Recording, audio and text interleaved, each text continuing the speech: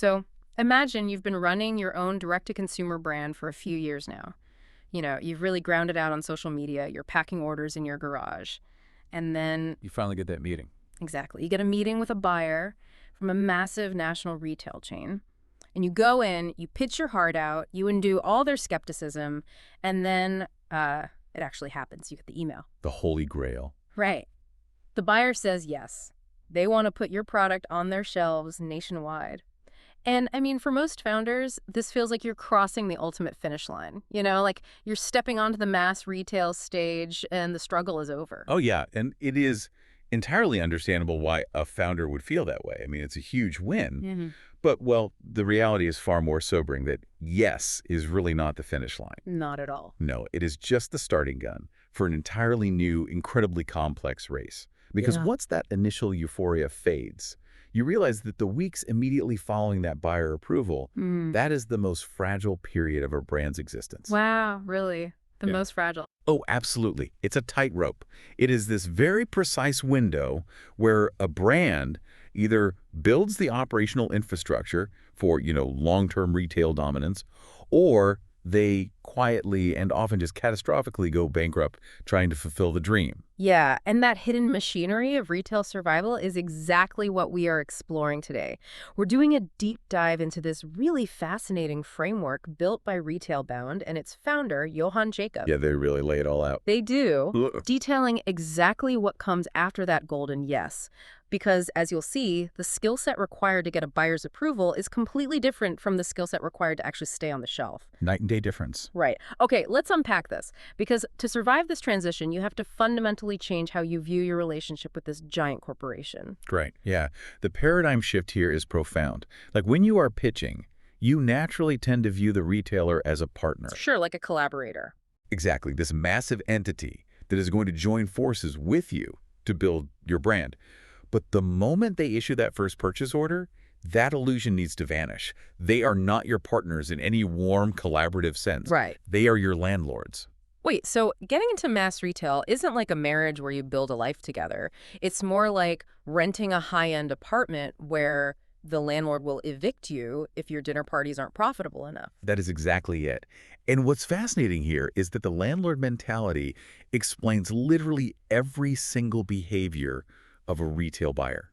Just think about what a retailer actually owns. They own the physical space. Yes, shelf space is a finite, incredibly valuable asset. So when they put your product on their shelf, they're literally evicting another product to make room for you. Oh, right, because the shelf is already full. Exactly. They are leasing you that 6 inches of steel, and they expect you to pay rent. And you pay that rent in the form of high-velocity sales and healthy profit margins. Okay, so if your product doesn't move... You are occupying prime real estate without paying the rent. Wow. So the first purchase order, which feels like this massive, pop the champagne victory, is really just a probationary lease. It is a test, purely and simply.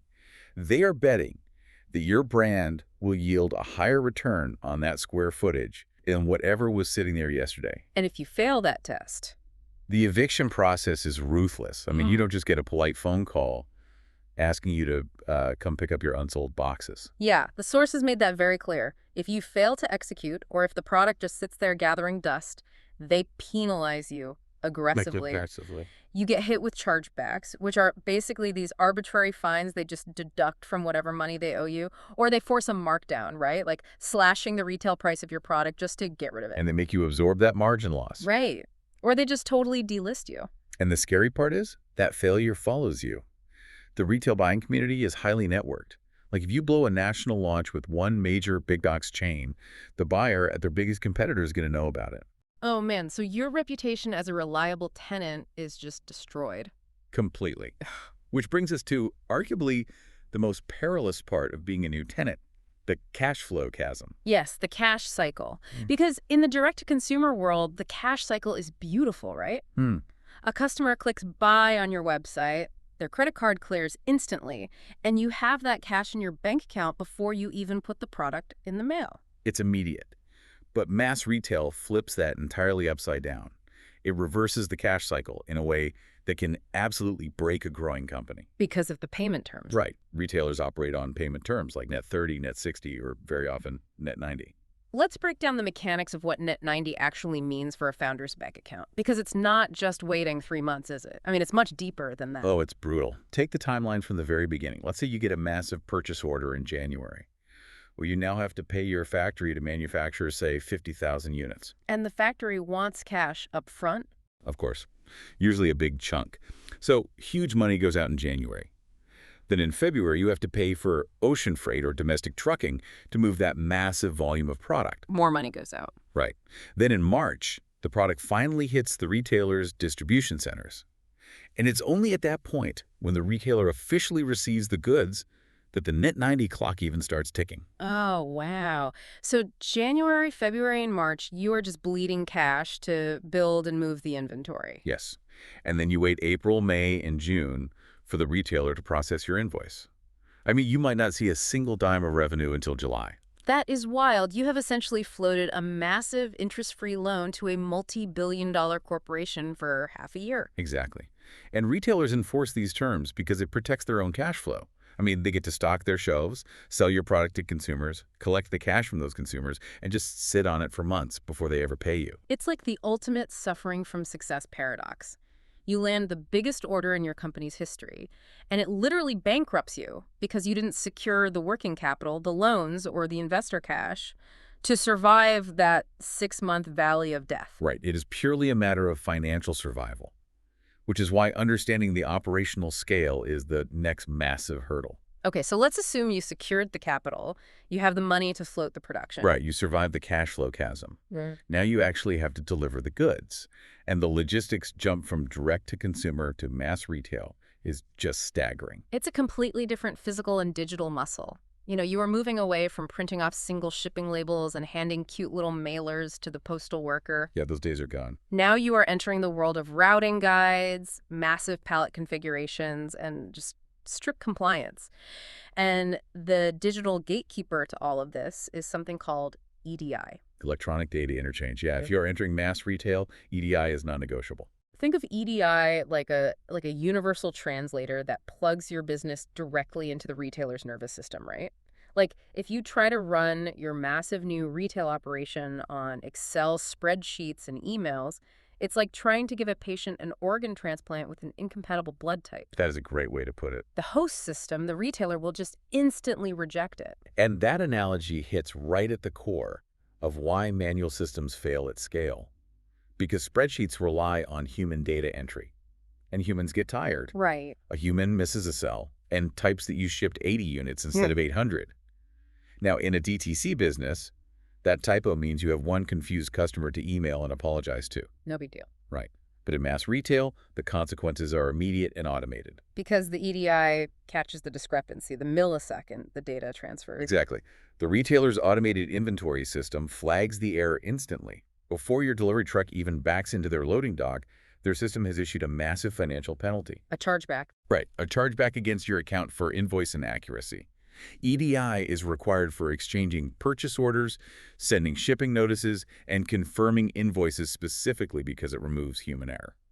They just demand flawless execution. Yes. Your ability to integrate via EDI is really how you prove you belong in the big leagues. But here's where it gets really interesting, though, because it's not just the digital data that has to conform to these rigid, unforgiving standards. It is the physical box itself. Oh, the packaging. Yeah, the shift from DTC packaging to retail-ready packaging is wild.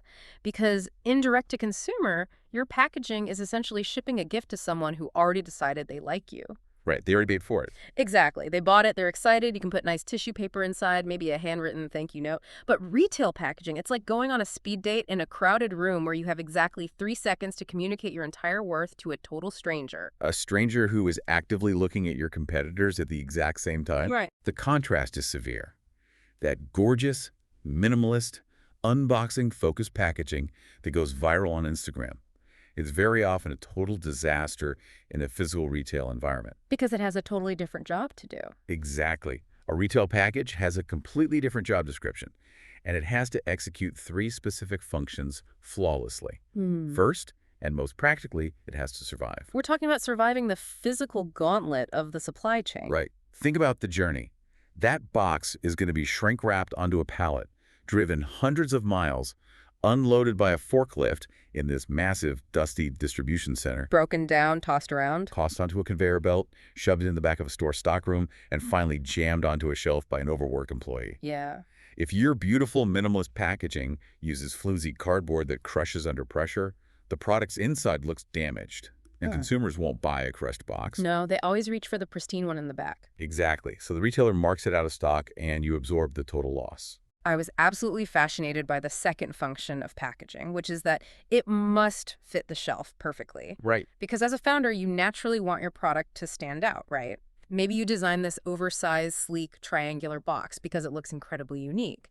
But the retailer does not care about your artistic vision. They do not care at all. They only care about the planogram. Right. Explain the planogram. So a planogram is a highly detailed, down-to-the-millimeter digital map of exactly how every single shelf in that store is laid out. It dictates heights, depths, and facings. So if you bring them that cool triangular box that takes up an awkward amount of vertical space, you are messing with their real estate efficiency. You are wasting their most valuable asset. If your box creates dead space on their shelf, they're literally losing money per square inch. Buyers will reject a fantastic product if the packaging dimensions don't adhere to their planogram standards. It goes right back to being a good tenant.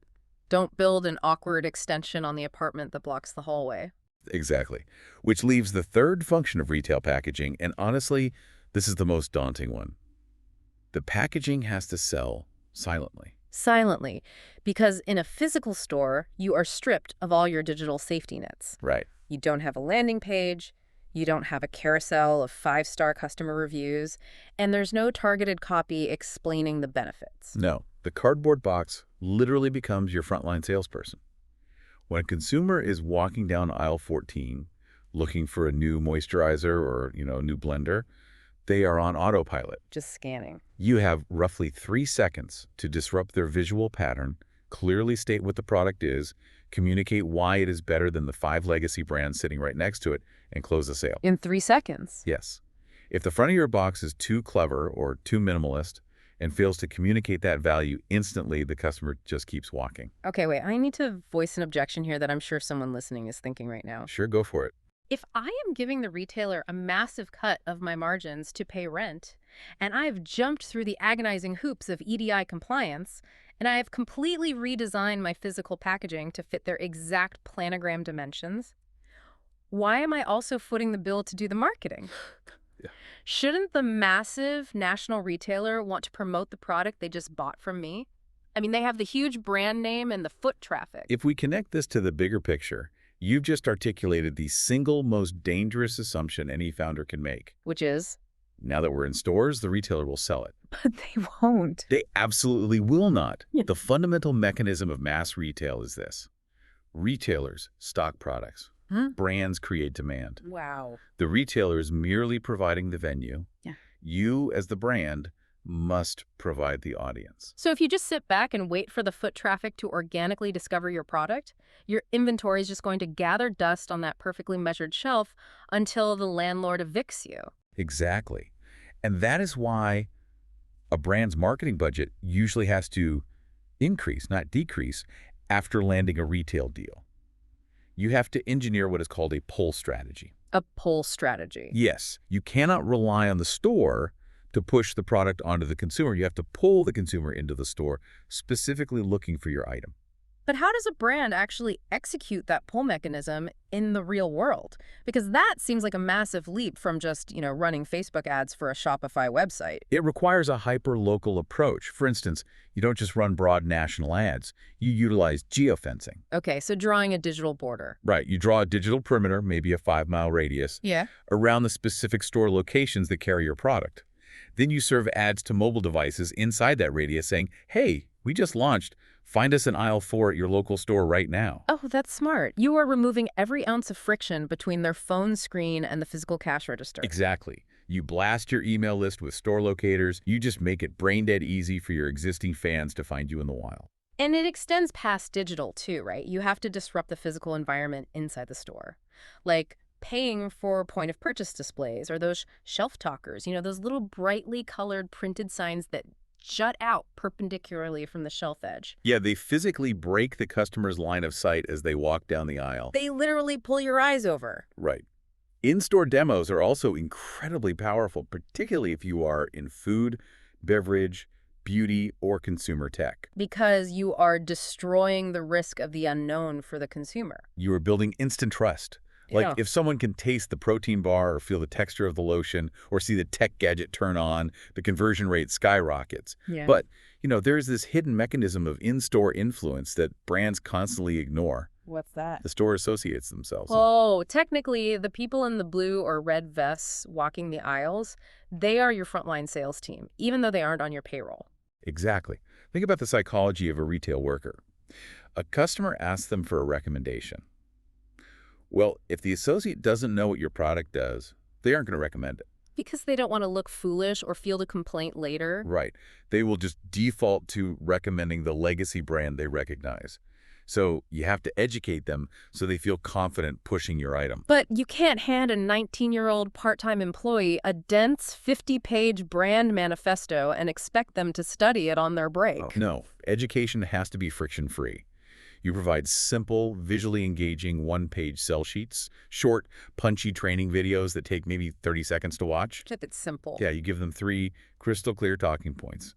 When an associate understands your product and genuinely likes it, they become this organic, highly trusted advocate for your brand to dozens of customers every single shift. Okay, so let's say the gears are turning. Your geofenced ads are driving traffic, your shelf talkers are breaking the visual pattern, the associates are recommending you, and the product is actually moving. You are paying your rent. But how does the buyer, that ultimate gatekeeper managing thousands of individual SKUs, stock keeping units, how do they actually know you are succeeding? And how do you ensure they don't just replace you with the next shiny new brand in 6 months? The mechanism of keeping a buyer happy really comes down to one core philosophy. You need to be the easiest, most reliable, most transparent vendor in their portfolio. Be easy to work with. Yes. And the bedrock of that reliability is how you handle bad news. Because supply chains are inherently chaotic. Things will break. Always. A shipping container will get delayed at the port. A manufacturing run will have a defect. It is inevitable. Right. The amateur move is to hide that delay, hoping you can fix it at the last minute, and then surprising the buyer the day before the delivery is due. Oh, that sounds like a disaster. It destroys trust instantly. The professional move is extreme proactive communication. The exact second, a shipment will be 2 weeks late, you call the buyer. And you don't just bring the problem, you bring the solution or the mitigation plan. Transparency builds a bunker of trust. Missed deadlines in the dark get you evicted. Exactly. You also have to deeply understand the buyer's own incentives. I mean, the buyer isn't just this abstract entity. They're an employee who has a boss, and they are graded on very specific KPIs. Key performance indicators. Right.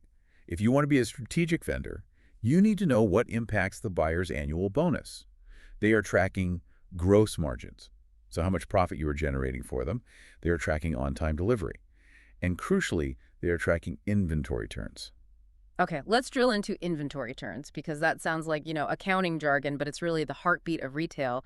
What does it actually measure? It measures velocity. It's basically a calculation of how many times a retailer sells through its entire inventory of your product and has to restock it over a year. Okay. So if they buy 1,000 units from you and it takes 12 months to sell them, that's 1 inventory turn.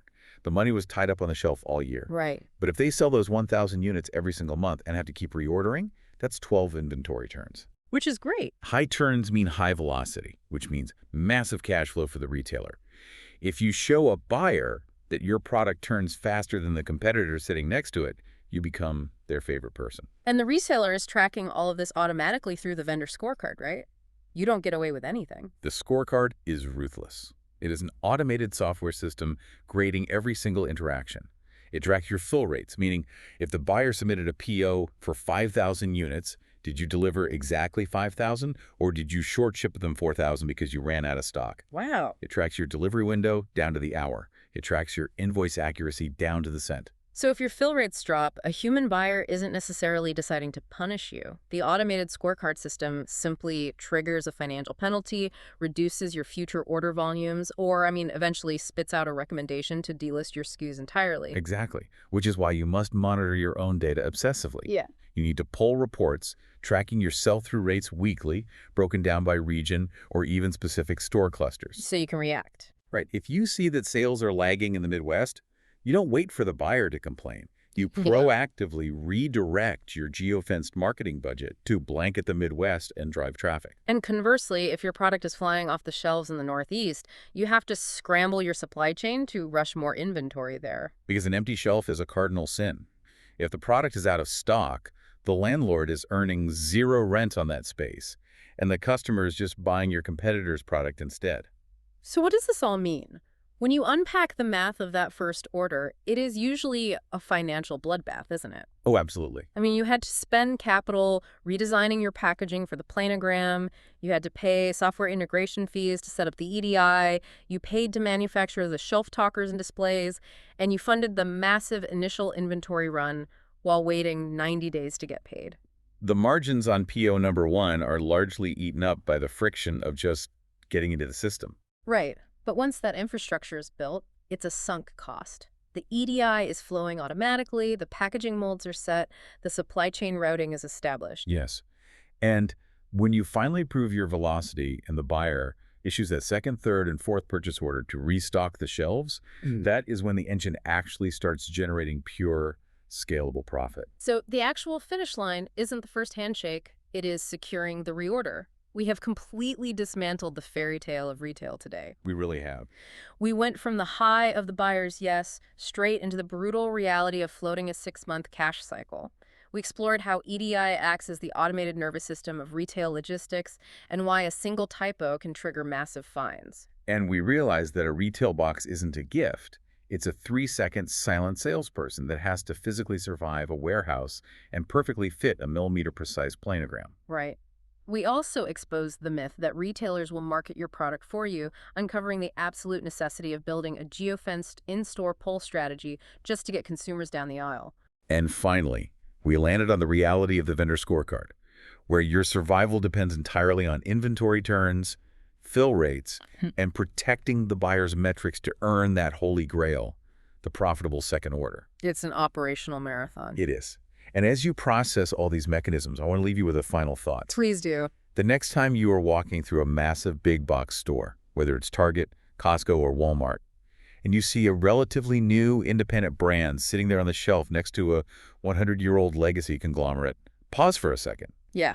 Don't just look at the lotion or the snack food or the electronics.